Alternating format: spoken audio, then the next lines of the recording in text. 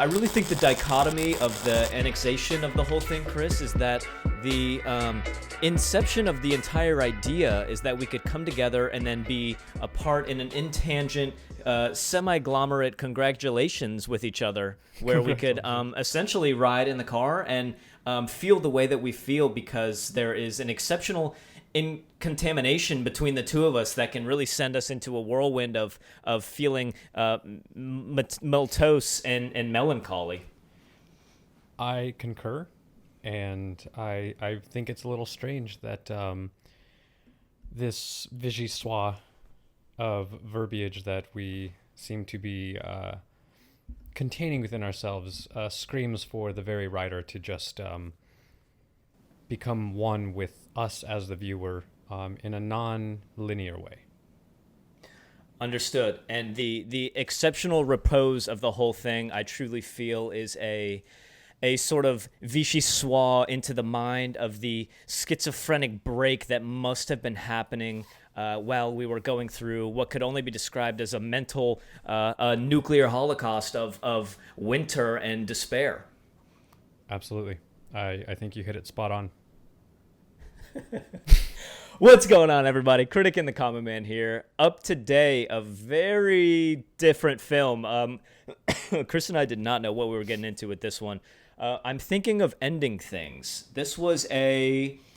what do you call this one, Chris? Is this a psychological horror? Is this a just psychological drama? What was this? It is definitely psychological. I had a physiological reaction to it.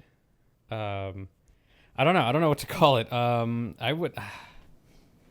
It's not really a thriller. It's not a horror. It's not, I don't know, man. It's one of those weird movies that doesn't really, I think we had this exact same conversation with The Lighthouse. Yeah. And you know, what's funny is immediately as we started watching this, I was thinking of The Lighthouse. That's what was coming to my mind. I was thinking, this is The Lighthouse 2.0. But yeah, let's get into it. So as always, guys, this is your one and only spoiler warning. We appreciate you watching us. If you're with us, if you watched I'm Thinking of Ending Things on Netflix, drop a like on this video down below. If this is your first time with us, welcome. We do a lot of video reviews like this. So if you like what you hear, give us a subscribe. We'll put out content every single week. The channel's growing slowly but surely. Yeah, let's talk about it. So we both saw this one on Netflix, and it's an original Netflix film, which surprised me because it definitely felt more artsy than I kind of was expecting from a Netflix film. Do you know who the writer is? I can check. I forgot what his name is. Michael... it says it was written by Charlie Kaufman. That's what it is. Charlie Kaufman. He is the writer of Eternal Sunshine of the Spotless Mind. So, I don't know. You've talked about that one before. Have you ever seen it? No. Okay, that explains it. It is another weird one, but not in this way. It's Eternal Sunshine of the Spotless Mind has a bit of like an actual like linear story. It's non-linear storytelling, but it's done in a way that makes sense. Whereas this movie, holy shit, man. I kind of was going into it thinking it was a psychological horror movie, and I think that's probably what it is. Let me look, because yeah, it's saying that it's like a drama and a horror. So I think that's probably fair to say that it's like a psychological horror movie. I mean, I felt like I legitimately felt that there were some things that were very unsettling. The most unsettling thing that I saw in the entire movie that I couldn't shake, dude, I had to look away, was when the dog was like shaking and it wouldn't stop. How weird was that? That was so like... How weird was that? I know. And that's kind of your first glimpse into the like psychotic or the psychotic break of this whole thing is you can tell something's up. It obviously sets the tone in a lot of ways, which we'll talk about, and you know, the color and how it's snowy and all of that, the kind of dullness to it, the depression of the whole thing. But yeah, that dog comes out and starts like shaking nonstop, and immediately I'm watching, I'm like, whoa, what? I had to what was that? I had to do this to my eyes. I was like, whoa, what the fuck? Like I was expecting it to... Yeah, it was weird. Yeah. I know, it was weird. I'm going to just go ahead and say... And we'll give this movie the benefit of the doubt and keep talking about it, obviously. I can honestly say that psychological horror is my least favorite genre of all time.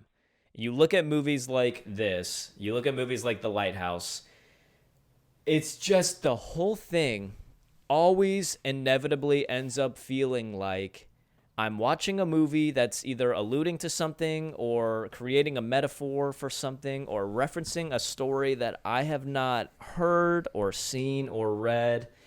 And the whole thing, like, it just ends up going over my head. So I don't know if I'm not quite intelligent enough to enjoy the psychological horror genre, but between the vocabulary and everything else, I just always end up feeling so lost. I don't know. I'm not bright enough or something for this genre. I think it has something to do with. I don't think it has anything to do with intelligence, because I think that, like, especially the conversations that we've had, like, on and off the podcast, I don't think it has anything to do with that. I think there's something about movies like this in that they are definitely putting an opinion into the film. Like, you don't make a movie like this without an opinion. And I think that in some weird artsy way, it's just hard to follow, because you have to understand, first of all, the linear storytelling, and then you have to understand the subtext of the story and what's not being said, and what the real, because, like, Right. I guess the best way to explain it would be like that the story is about this couple that's visiting the family, but in the subtext of it, it's not at all about that. This you could argue a lot of different things about this movie, but there's something there about the idea of, like, losing your mind as you get older. Right. There's something there just about aging in general. They mention geriatrics. I don't know, whatever. Yeah, something. Jerry. Jerry. Jerry. They mentioned that a lot, and so there's definitely a lot of, like, arguments you could make as to what the film itself is really about. But it's weird because you have to watch it multiple times before you start, like, nodding your head like, yeah. And the movie, and for that to happen, the movie has to be good. And I'm just gonna be the first one to say it. I didn't think the movie was very good. So I was just so lost. I mean, I definitely didn't enjoy it. I was lost throughout the whole thing. And then it was unsettling. You start to think, right, and they get to his parents' house, and I fully see. Here's the thing. With these psychological horror movies, the evil or the scariness or the fear never comes from something tangible. There's never a monster in the attic or in the basement. There's never a demon that's haunting the house. There's never a ghost in the attic. It's never that on the nose. It's always something more so where you're challenging the psychosis of the psychology of the main characters, and they're always going off the rails somehow, and things are happening that are not making sense around them, and creating a world that you're not even sure if it's real or not, or if what's happening is real. It's never as simple as just, hey, there's a demon, and this is why the demon's here, and this is how we kill it. You got to throw holy water on it, and it's gone. Yeah, it's never that otherwise easy. It would be a regular horror film. Exactly. It wouldn't be a psychological horror film. So that is always a little bit of a challenge for me, because you really have to think into what it is that is going on. Now, again, this got very Lighthouse to me because it was so psychological and so strange. It was so strange to watch all this going on. They get to the parents' house, and you start to see things sort of go off the rails. The dog shaking, the scratches into the basement, and you're thinking, okay, this is getting creepy. And I started being interested in that at that point. I started being more into what was going on, and I'm thinking, okay, what's going to happen here? The house is haunted. Something's going on. I didn't know what it was. So I don't know. And then the whole thing just delves into this loopy mental exercise, I suppose. And then it's also the conversations that they're having are basically PhD level conversations about poetry and writing and oh man, it lost me. It lost me pretty early on, and I tried to hold on. I just was along for the ride. It's nonsense, really. At one point or another, like, it's really hard to just follow the conversations that they're having, because it just doesn't make sense. Like, they're making legitimate points. They're making conversation that normal people wouldn't have a conversation about, and then they'll talk about one topic and then completely switch up and talk about 100% a different topic, and like they'll make their point and then completely digress into a different topic, and in a way that it almost feels preachy. Like the movie itself just feels preachy, and it feels like it's conceited. The movie It just feels the like conversations they have yeah, just feel yeah, conceited. yeah. It feels like it's challenging your intelligence the whole time, and then it makes you feel like a fool at the end if you're not super with it and what happened and trying to figure out where the movie's going. I don't know. And like things were just randomly changing. I started picking up on that. When did you first notice things switching back and forth? Probably. Well, I guess the first time I noticed that things were changing was when, one, they kept changing her name, Yes. and then because her name is Lucy, right? And then like she looked at her phone. Yeah, that's right. I guess we don't really know because they call her Lucia at one point, and I was like, I'm pretty sure that wasn't what you were calling her. Yeah, But she looked at her phone and she was getting a call from herself, and I was just looking at the screen. I was like, wait, okay, maybe I misunderstood who is who or whatever. And then I kept watching, Right. and then she was changing what her major was. Like at first she was studying some sort of like animal medicine or something, and then she was studying astrophysics, and then I kind of started catching on, and then she looked at the photo frame and it was him, but not him. That's when it got me, because I actually rewound the movie to watch it. I was like, wait, did I see that? Because I saw that it was her, and I was going, oh, okay, this is where it's gonna get weird. The house is haunted, and somehow she's on the pictures in the walls, and then it changed to him.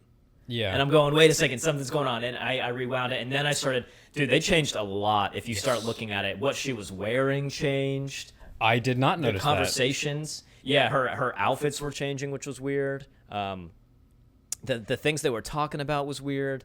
Did you notice the dog's ashes? Like the jar of the dog's ashes in his room, in Jake's room? No. For Jimmy? Yeah, it was so strange, man. And the scratches on the basement door That was weird. changed. Oh. Yeah, that was very strange. Okay, so you picked up on a lot of other things. Here's the thing. The movie lost me. I was trying very hard to follow along, and I enjoyed The Lighthouse. I actually did. Like, I gave it a significantly higher score than you did. I'm not against movies that are making you think or movies that are strange, but this movie was monotonous. It was so very mundane. monotonous. Like, they're literally having these dense, almost nonsensical conversations in the car Right. for 30 fucking minutes without the shots changing. It's just a back and forth, and it becomes... It's not even that it's the conversation, really. It's just the movie itself becomes so unentertaining that my brain just turned off, and I just couldn't follow along. And then I would try to catch back up with, like... there was only so much that my brain was absorbing because I was just like, I don't care. I don't care about these stupid conversations that Right, you're move having. on. What's the point? And that's point the of this whole exact... thing? That's really what it is. Most of the conversations they had did not push the story forward. It was just, again, just conceited... writing, trying to sound like it was meaning something more. And again, maybe the writer did mean to have some underlying layer, but it didn't push the story forward. You could have delivered the same meaning of those in half the time in a 5-minute clip with more precise writing and dialogue between the characters, and then just get Yes. the fuck out of the car. Yeah, Just be get out of the done. car. But most of the Well, movie, there I was feel like, some took place in play the on- car. There was some play on time as well, the idea of time and whether this was a linear timeline that they were going through, and I wasn't really sure what to make of that either, because they're in the car, and obviously towards the end they go to the frosty place, I don't remember what it was called, the ice cream place, to get a burr, and the woman there, the girl with the rashes on her arms, which I have no idea what that was about, there was so much symbolism in this that I just did not even understand where it was going. But there was play on time as far as the girl in the what was the ice cream place called? The Frosty place? Do you Something remember? Town, Tinseltown, Something Town. Yeah, you're right. Something Town. But I remember the girl was saying she was telling him, you don't have to leave, you can stay here, and she's like, stay where?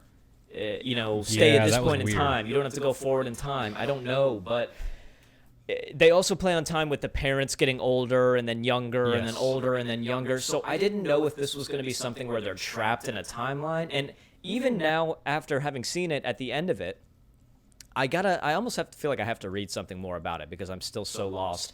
Was it a play on time, or was it a play on Jake's schizophrenia or something, and his life and his Well, flashbacks? It's interesting because I did read some stuff on it. None of it made sense. But I saw at the end when they're doing that ballet, they're doing the little dance through the hallways and stuff. And you see them standing in the hallway, and then it's like a younger version of themselves steps forward, and then the two young versions of themselves are like suddenly, I don't know, they like get absorbed into the other one, and then they start dancing. If you watch the dance itself seems to almost tell a story, and in that dance, Jake's younger version self gets stabbed and then dies in the snow. And you see him kind of pouring the blood in the ribbons. So and he gets killed by a janitor, and so I'm wondering, and he gets killed specifically by a janitor that was watching the younger version of Lucy, and he mentions a couple times. Yes. He mentions a couple times how he knows very well the look of a pervert, and so it makes you wonder if all of this was in the head of the janitor, because we keep cutting back and forth to the janitor. And maybe it's the janitor going through Alzheimer's or something, and it's his memories that we're watching being kind of destroyed. So what was the point of Lucy? What was Lucy then? She was a girl that he liked in the past. I think and so. Lost? I think so. And the maggots and the pigs and all of That that. was It just weird. I don't.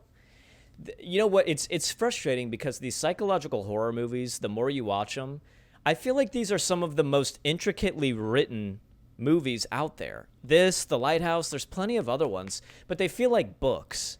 It Yes. feels like you're reading a book because it feels like something that you have to discuss. It feels like something that you could be sitting in a classroom and your AP Lit teacher could be talking about how Absolutely. the pig with the maggots represents death and his life being eaten away by his schizophrenia and this and that. It just feels like as you're going through it, the more you watch it, the more there is to discuss. And I can appreciate that. They're so well written. But this one was so dense in the conversations that they were having and Not in in the a good topics way. and the subject matter. Not in a good way. No. And like you said, they're sitting in the car for half an hour talking about poetry and the intricacies of what this poet meant and what they were talking about. And it just... It got to the point where I subject was matter literally... keeps changing. keeps changing. It keeps changing constantly. And then she's writing her own poem, which was very impressive and sad, It was, by the yeah. way. It was and really then depressing, but yeah, it was good. It was. This whole movie was extremely depressing. Yeah. It was so From bleak, the color palette but to everything, yeah. everything. And we'll get into the actual cinematography of the thing because there's a lot to discuss there too. And actually, we'll jump to that pretty much right now. But yeah, the subject matter of the whole thing was so dense and so hard to follow. I wasn't with it for most of the time. It kind of lost me. And then, I don't know. I was left at the end still kind of scratching my head. But I'm with you, I think, for the most part on what you were just saying, where we were following the janitor, that dance, which at that point I was looking at how much time was left. Yeah, When they absolutely, started me doing too. that interpretive dance, I was like, what the fuck is going on? Me too. Like, I'm over this. Yeah. But I get that. It started kind of painting the story. So yes, I think he was a janitor. Jake was a janitor that suffered from schizophrenia maybe or some sort of psychosis, because when they were in the car, I don't know if you picked up on it, there was one scene where they were in the car talking about some movie or something, and it was like they were describing themselves. Yeah, and then she started quoting the movie and yelling and like blowing raspberries Yes. for whatever fucking reason. Yes. Yep. Which is It just, was I weird. think It the was- blowing raspberries is just spot on, phenomenal writing, by the way. Yeah, right. But hey, can we take a moment to at least give credit where credit's due and say that was some damn good acting? Yes. I mean, just as far as how they portrayed those characters, Yes. that was damn good acting. I think on a writing level, it was like it tried to be something and failed at it.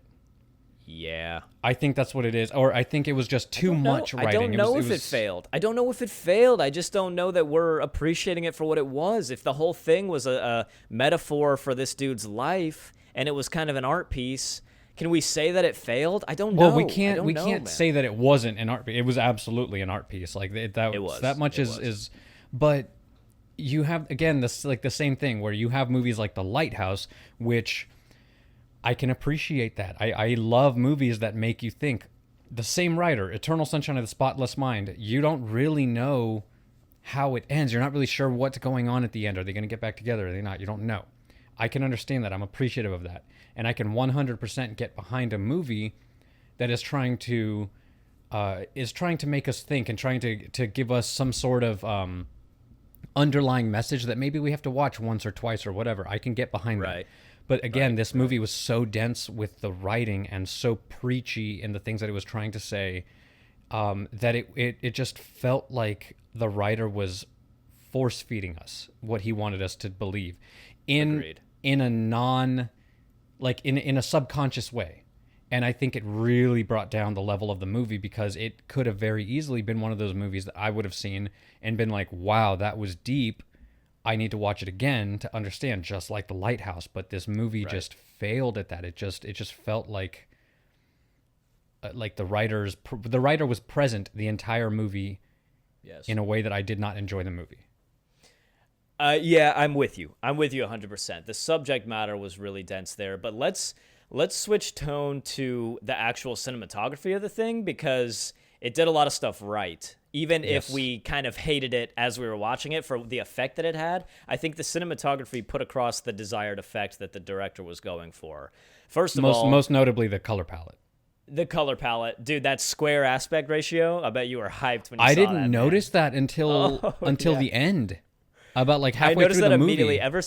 Ever since you brought that, because I didn't even know that was a thing until you talked about that during The Lighthouse. And then I was like, oh, Chris is probably so pumped about this square aspect ratio. It's not. It's. I think because it wasn't black and white, I didn't notice it. But about halfway Fair through enough. the movie, my brain went, "Pew, wait, what?" Like, Yeah, what?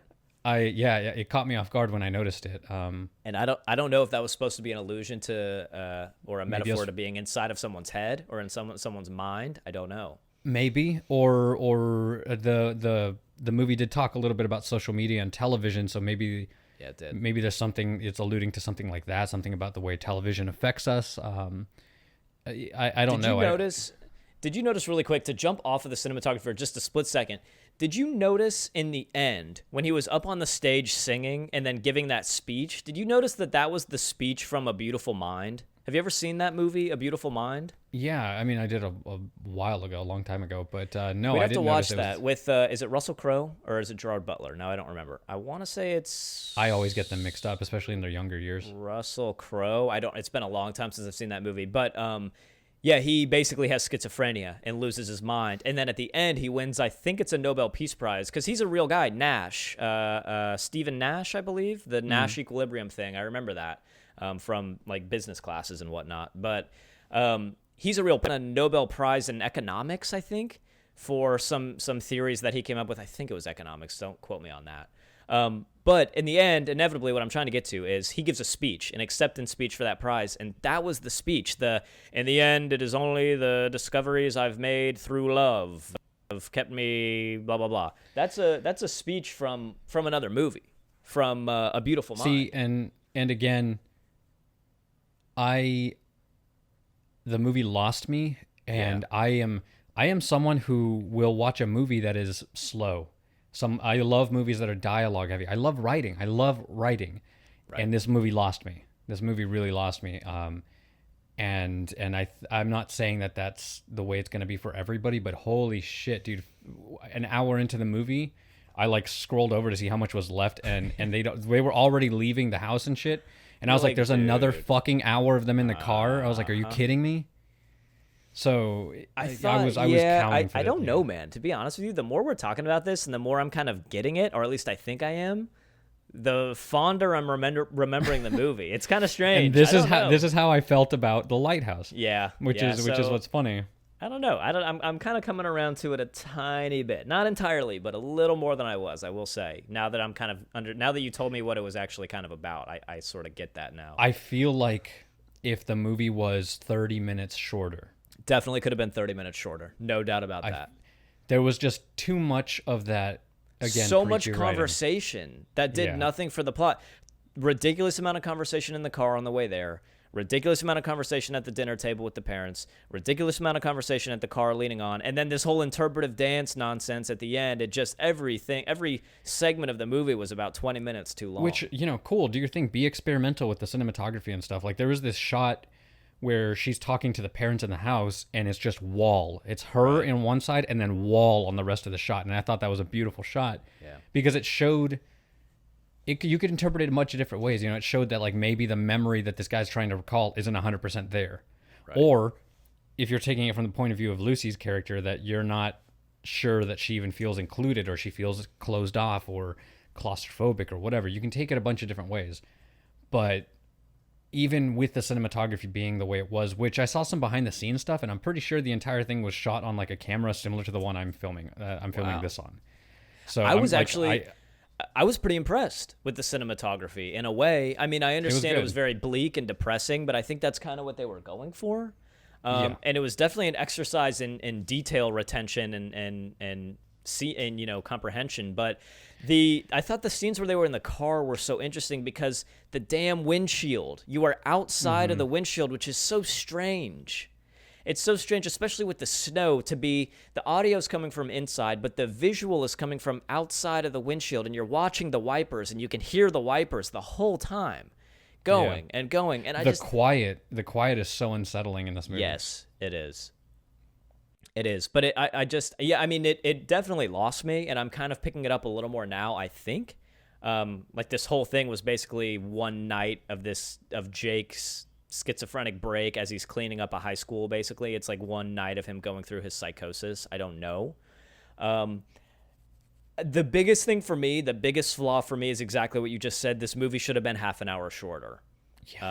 It would have kept me more attentive, and I think I would have left it, instead of feeling so exhausted, I would have left it a little more stimulated by trying to figure out what I just saw.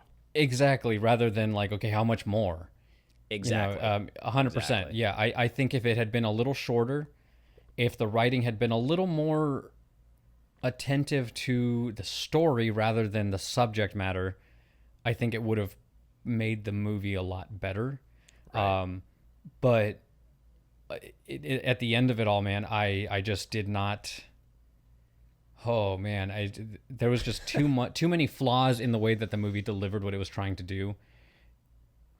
Even with the fact, even though, God, even knowing that this was an experimental film, right, and that it doesn't necessarily need to have a beginning, middle, and end in that order, there were still flaws as far as like the cinematography and writing and stuff, where I was just like, this does nothing for the story. Right. And yeah, agreed. It was very strange. It should have been a short beginning scene in the car to establish the scene with the family. I think was done well. It got that across was the meat of the film, exactly, right there, where it really starts getting to you. But they leave, and at like the hour mark, so you still have another hour of them talking in the car, going to get the burr, right, going to the school, and then the interpretive dance. All of that took another fucking hour. I wonder if the girl with the rash on her arms was in some way the girl that he either tried to rape or molest. Maybe. Mean Girls were basically making fun of him and laughing at him and stuff, and so maybe he felt kind of... And I'm pretty sure they were the same girls that made fun of him in the school hallway. Yes, they are. And then that girl with the rash all over her arms or whatever that was, and she's like, it's not varnish in the back that you're smelling, I'm sorry. What was that? What the fuck was that? I don't know. Somebody tell us, please, in the comment section, somebody who's better at this than me, because I've even in literature, these complex books, Hemingway and whatnot, I've always been bad. Please tell me. Did you know this is a book? Oh, it had to have been. Yeah, it said at the end, this is based on a book. It had to have been. That doesn't surprise me in the slightest, man. This whole thing seemed metaphorical or was symbolic in some way. I don't know, but yeah, I don't know with the ice cream place. who was the girl with the rash and what was she talking about in the back? And I don't know. I Yeah. don't know, man. It was very difficult to keep up with. But again, the more we're talking about it, the more I'm understanding it, the more I can appreciate what it was we just watched. But I And mean, and yeah, in hindsight we can appreciate it, but like yeah, you're right. even While we were even watching it, it then, was brutal. It was brutal. yeah. Now that we're done, but it could have been and should have been 30 to 40 minutes shorter, no doubt. The critics liked this one a lot, and I think that's probably. I'm a little bit unsurprised by that because this type of movie is generally more for somebody who's looking at this with a little more of an artsy perspective, a little more critique of how they're telling the story and things. The let me see, the critic score on this from Rotten Tomatoes was an 83%, which is actually very good. And the audience score was a 48%, so you can tell what's going on there. People who are looking at this from a little bit more literal and metaphorical point of view and are really diving into the meaning and the symbology of everything or the symbolism of everything are giving it a higher score. People like you and I who just kind of sit down and watch this are probably all saying, Jesus, that was long, and what the hell just happened? So what do you think? Where do your scores come in for this one? What were the scores one more time for the critics? The critic score was an 83%, and the audience score was a 48%. Okay, wow. Yeah. No, that makes a lot of sense, and I think it falls into that same pattern as The Lighthouse, where from a critic's point of view, there is a lot to delve into. There's a lot of stuff to write about, and I think as a critic, movies like this are the kinds of things that you want to eat up. You know, it just makes sense. You know, these are dense, deep movies that you can write papers about, you can write essays about. They're different, they're unique, they're everything that you and I have been complaining we don't see enough of. Right. But even then, as a critic, I still see so many flaws in this movie. The cinematography was good. I'll give it that. The cinematography was good. It was challenging. It there's the scenes, you know, when they're in the hallway at the very beginning when they walk into the house, and then it just drifts. The camera just drifts to the couch, and you're just staring at the couch, and then they walk in, and then he sits down, and then they just kind of sit there for a few seconds, and then he gets up and says music, and then the camera drifts towards the music thing, and then he turns it on. All of that, that's very basic cinematography that, you know, they're just hitting their points. And you know, it's good. It gets across what you're trying to, and it's really unsettling. It does a good job of creating that tension that it wanted you to feel. But I don't necessarily think this movie needed the tension. I don't understand. You could tell the same story about Alzheimer's or aging or time or whatever without any of that tension. It felt like the movie was unnecessarily making us feel awkward and off and scared and on edge for nothing. Like, what was the point of that? Right. There was no delivery, nothing like that made us feel like, oh, that's why. With The Lighthouse, it's different because there was this supernatural thing. The character died at the end. We don't really know. But the whole movie was unsettling for what felt like no reason. Yeah. The writing was dense and unnecessarily so. It was monotonous in the car. The scenes in the car were way too long, even though I feel like the writing was probably trying to get across its point most in those scenes. But then why build the story towards this idea that they're going to visit the house and then fuck with us and then go back to that same dense material with just the back and forth? Exactly. It was like, what's the point of even doing the house with the parents thing if they're just going to end up having the whole thing be at a climax at the school? That was so strange to me. It just, again, felt unnecessarily, and it felt unnecessary in the way that it did things. The acting was phenomenal. It really was. And if you've ever seen Breaking Bad, that was Todd, guys. The guy who plays that. So, oh, dude, this cast was loaded. It was, Oh, and the guy who plays Lupin in the Harry Potter movies. I was going to say Lupin, and the mom was in a lot of stuff too. She's been in a lot of different things as well. Yes, yeah, I noticed and then the that girl from The Boys. Yeah, there was a lot of people in this. Oh, you're right. Yep. Yeah, you're right. I didn't even think about that. Yeah, so I mean, a loaded cast for a Netflix original that ultimately I think just made me feel like the movie tried too hard.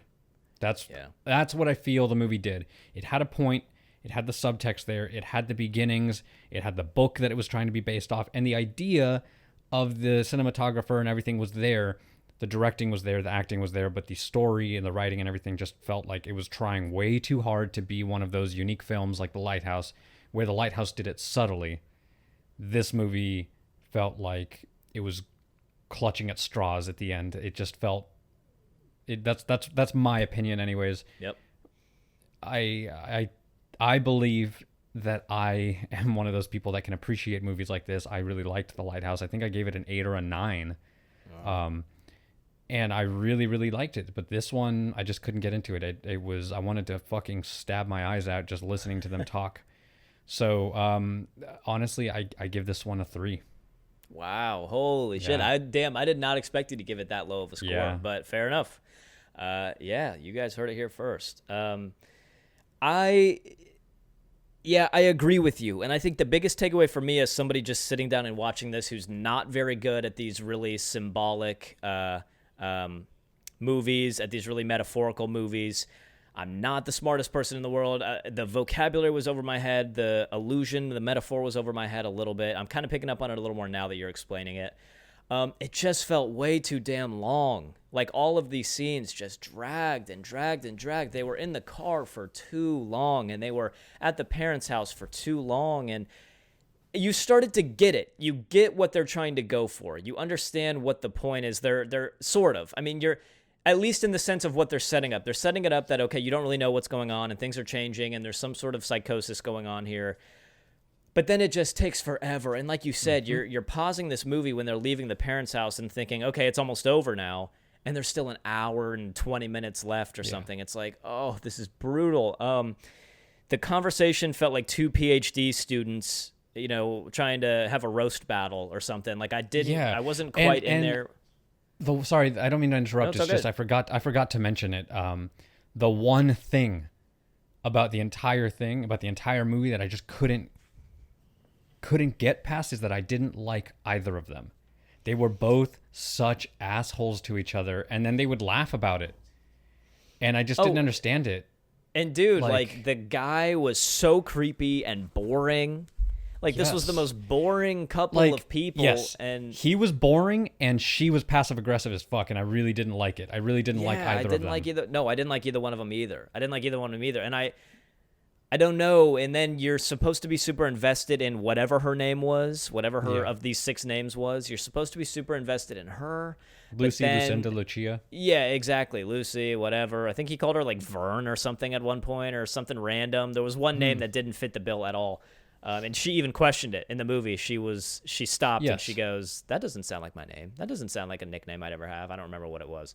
But it just felt too long. And the conversations dragged and dragged. And the poetry they were talking about, I didn't quite understand. And the aging thing of it lost me, which of course it did. I knew I had a feeling it was going to from the first 10 minutes when it's just the bleak scenes and she's just talking and going through this dialogue. I'm going, okay, this is probably going to go over my head. It usually does with these types of movies. But I can appreciate the skill that went into the writing of the book, I'm sure, because that's what this was based off of. As far as actually having to sit down and watch this again, I will never watch this movie again. No way. I'll read about what it was supposed to be talking about, but there's no way I'm watching this one again. I think for me, I probably was coming into this thinking I would probably give it a 4. After now talking about it in the way that we have, I think I'm going to give it a 4.5 because I think our discussion has kind of moved my understanding of this along a little better, and I can kind of appreciate some of the things they were doing now, I think, having seen it. So I'm going to give it a 4.5, and I'm pretty confident in that. I will never watch this movie again. No way. Yeah. No way. And I'm trying to think if I'm being too harsh on the movie. And I'm trying to think, but when it comes down to it, even a film that is meant to be an avant-garde piece like this, or like The Lighthouse, or even movies that are similar to this by the same writer like Eternal Sunshine of the Spotless Mind. Right. When it comes down to it, there's 2 things. Did I feel entertained, regardless of what the subject matter was? Yeah. Would I recommend this or see this movie again? I think those are the 2 most important questions, because you don't want to bore your audience. You want them to feel like they're engaging, even if it's on a deep level, even if it's something that you feel might go over their heads or that they might have to watch a few times, like Eternal Sunshine of the Spotless Mind or like The Lighthouse. but this movie bored the shit out of me. It was not entertaining. Even though it was engaging and at times with the cinematography and there were things that were unsettling enough, I feel like the only reason it was entertaining was because it was creepy. Right, And but then the then- creepiness and then it even got old. and Even then the it did creepiness got to nothing, a point yeah. where it started getting just too drawn out. Even like the creepiness Yes. stopped being creepy. You just because you didn't understand it. That's the thing with Exactly. these psychological horrors. It's never a tangible horror. It's never a tangible fear. It's always something so much more deep and in the shadows. And if it gets to a point where you just don't understand it for too long, then you lose me. I felt the same way coming off of this movie as I did when I was in high school reading some of the great works of literature, and it was just Yes. I wasn't interested and it went over my head. You Yeah. know, but can I say that Hemingway isn't an incredible author because I didn't understand it? Can I say that The Three Little Pigs isn't an incredible story because it was way too in depth for me and I didn't understand it? Joke. That was a joke. But you know, it's like I don't know if I'm missing something in this film. Obviously I was, but again, even if I was missing something with the analogies and the symbolism and all of that, it still dragged on too long. Like you Yes. said, it could have done the same thing it was trying to do and been half an hour shorter. Yes, and again, there's errors, little errors that any movie is going to have that Yeah. I think just added on top of everything else. So again, Yep. it was just too long. It was Agreed. boring, and Agreed. I will not watch it again. And with all of that Hell in no. mind, with all of that in mind, I just don't think the movie did what it was intending to do. And if you want to sit there and argue with me in the comments or whatever that not all movies have to be entertaining, I think that's bullshit. I think regardless of what the subject matter is, whether it's a psychological horror or it's a comedy or a romance movie or a drama or a depressing as fuck movie about World War II or whatever, we as an audience need to be entertained. Right. Because otherwise we will never watch the movie. It needs to be something that we are engaged in. It needs to be entertaining. Not that it has to be funny or any of that stuff. It just has to be entertaining enough to maintain our eyes locked onto that screen for 2 hours. Right. And this movie did not do that for me. Agreed. But I will change my score because the acting and everything else was there. The cinematography was there. I think I'm with you. I think I'm going to give it a 4.5 because everything else was solid. I think everything else was solid. was. And I think the movie just pisses me off too much that I was just like, you know, fuck you. I'll give it a 3. Think on it. Just brood on it for a little while. And I think I'm come with back you. to it. I think I'll give it somewhere between a 4.5 and a 5. And I think on the lower end, I'm going to go with 4.5. Yeah, I'm between a 4 and a 4.5. I would have easily come in at a 4 until we started talking about this, and I think I understand it a little better. I think. But dude, when it got to the point where they were doing that interpretive dance, I was damn near ready to just turn this off. But like you have movies like The Fountain with Hugh Jackman and other movies that are strange and weird and touch on subjects that we don't really quite understand, but they're watchable and you can watch them again and again. And this one was just like, why the fuck? I mean, dude, this movie takes place in a car, in a small house, in a car, and then in a high school. You know what I mean? And I want to say that 40 minutes worth of this movie takes place with back and forth conversation in the car. Definitely. At least 40 minutes. Yeah, definitely. So I couldn't. Yeah, agreed. I mean, that's it. Do you have anything else for this one, Chris, before we go into our current event for today? No, I really yeah. I know. I've made my peace with it. I'm pretty happy with the scores that we gave it. I'm not surprised that we came in. I didn't know. I was interested to see what you were going to give it, but I'm completely with you. If you guys are still with us, if you watched this one, I'm not even sure how many people ended up seeing this. If you watch this one, if we're completely off the mark and we're just a couple of idiots, let us know in the comment section down below. Tell us what happened. Tell us why you liked it or tell us why you disliked it. If you agree with us, we always appreciate a thumbs up. If you disagree with us and you want to give us a thumbs up just as a pity, we appreciate that too. I'm not the brightest guy over here trying to watch a pretty in-depth movie, man. This was hard for me, but I enjoyed. I don't know. We're done. We already talked Danny, about it. But before we move on, I just want you to understand that there's 3 pigs. Okay, and then there's the wolf. I don't get it, man. Why wouldn't they all just build their house out of brick? I don't know. That's it. Leave a comment down below. Let us know what you guys think about this one. I'm thinking of ending things. Very intricate movie, very in-depth movie, a movie that should have been much shorter for sure. Let's lighten the mood a little bit and jump into our current event. This is going to be, let's keep it quick because I know we've already rambled on about this a lot on this channel. This should be, hopefully, barring any crazy headlines, this should be the last time we ever have to talk about this movie, I hope. Let's talk about, for the last time, let's talk about Mulan really quick. So, lightening up the tone here a little bit, Mulan falls flat in the Chinese markets, man, which is kind of funny a little bit, depending on how you look at this. Their opening weekend, they only pulled in $23 million, which is less than they made on Disney Plus, bringing it there, and far less than they had projected to make, especially considering that they targeted this movie for a Chinese audience. What is hopefully, that? 1,000% less than what it took to make the movie. Yeah, exactly. So I it's do that math 100%. right? 100%. 100. That's what I Because thought. it was 200 million, I think, to make it, so a little Yeah. under 100%.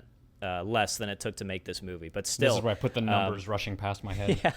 Yeah, that meme of the guy with the numbers going around. So yeah, I mean, what do you think, man? It's just, again, let's not get it too far into this because we're already at a fairly long video here. But talking about this a little bit, it's funny to me that Mulan was so bad and so aimed at a Chinese market, and then falls flat in China. What does that say about the disconnect between maybe these executives and the audience? I think it just proves that what Disney was trying to attempt with this movie, having a half-assed point of view with like one foot in one country and one foot in the other. Yeah. Who knew that half-assing a movie would mean that the movie wasn't good? Right. I think that it ultimately just proves the point that I think both of us was trying to make, and that Disney was trying to remake an original movie for the nostalgia factor and try to remake it in a way that could appeal to audiences overseas, specifically in China, and then not receive. And the best part, that the fucking cherry on top, is that the scores do not reflect the numbers, which means that whatever these scores are coming from are not real. Yeah, they're bullshit. They've been manipulated in some way. And again, Disney, like on their Instagram and shit, keeps posting, like the greatest movie of the number one movie in America. I know, like shoving bullshit. the cricket down your throat. I know, it's Yeah. bad. I just, to me, it's an interesting statement of when you try to appeal to the haters, the people who always are going to find something negative to say, and you make a movie for them. And this is not just an extra, this cannot just be seen in movies. It's everywhere. If you take the certain people that are only going to find the negative parts of things and you try to appeal to these people, they're still going to find negative things about it. And at the end of the day, a good movie is a good movie, and a bad movie is a bad movie. And I think we can all agree that Mulan was simply a bad movie. I think Chinese audiences agreed with that too. Do you really think that every single person in China hated the original Mulan? Do you think that every person in China thought that Mushu was a bad character? I mean, come on. To say that, oh, well, Chinese audiences didn't like Mushu because they didn't like his humor and they didn't like the story and this and that. Bullshit. I think that's bullshit. And you're saying that about a country that has a massive Disney theme park in its borders. Definitely. There is going to be a love for that character. I think there was just as much hate that they took him out as they expected there to be hate for putting him in. Right. If that makes sense. I think there's just as many people that got upset about them removing it that were a Chinese audience. It just, it seemed like grumpy Chinese government agencies that had problems with this, and government executives and stakeholders in this, that forced Disney's hand to make a bad movie, and the audiences responded appropriately. It was a shitty movie, man, and it shouldn't be doing great in the box office. And I love Disney. We both do. You guys know this. If you're watching this podcast, we love Disney. I'm in Orlando. You're in California, the two states with Disney in the United States. You have Disney memorabilia all over behind you. We go to Disney all the time. You know what I mean? Like, we were just at Disney Springs a couple days ago. It's just a shame that they're going to take these movies and do bad. But I just thought that was interesting, kind of our final point in the Mulan saga. I don't, because I don't want this channel to just become Mulan hate. But it fell flat in China on opening weekend, and I hope that is an awakening to Disney executives to say, hey, I understand China's now a huge stakeholder in your business, but audiences are going to like a good movie regardless of whether they're, Western, Eastern, wherever they're from. Put good movies out there and you'll get good response. That's what's always worked in the past for every production company. And that's it, man. You got anything else for this one? Mulan falling flat in China? I think that if there was somebody out there that could just make a movie that takes place in a car that is like in a really bleak kind of snowy setting that kind of delves into like the idea of psychosis and aging, and in a way that kind of delivers like this like almost thriller horror aspect to it, and then ends on like a ballet note, I think that's the movie that audiences would respond well to. So Yeah. Yep. That's it. So that's it, guys. We appreciate it. If you noticed anything interesting about this video when you're watching it, leave a comment down below. We got some Easter eggs in here for you guys, of course. Probably most of you probably picked up on that right away. But we really appreciate you guys watching. If you're still with us, leave a thumbs up. It really helps the channel. Let your friends know about us. Hey, we're going to let you guys know again because it's still going on. While you still can, jump over to our Instagram, Critic and the Common Man on Instagram. Pew, pew, pew, pew. We're still doing, we're still doing a giveaway, guys. $25 AMC gift card giveaway. Could not be easier to enter. Literally, all you have to do is follow us on Instagram, and on our giveaway post, you just have to tag somebody that you think might like our podcast. Tag one We're trying to person. grow Steven? from it. It could be yours, Steven. Melissa, Looking at I you, see you Steve. watching. It could be yours. That's it. Oh my God, that's it. If your name is Steve or Melissa, this is divine intervention. You guys have to do it now. Hey, But Billy. that's it, guys. Fuck you, Billy. All right, and the Billies are gone. We really appreciate it, you guys. That's it. I'm thinking of ending things. You can find this one on Netflix. You'll be in for a wild ride. Again, a movie that was probably a little longer than it needed to be, but based off of what I can only imagine was a very intricate book. That's it. Chris, are we out of here? And we are. So long. All right, Sam, take us out of here. Mike, Steve, whatever your name is. David.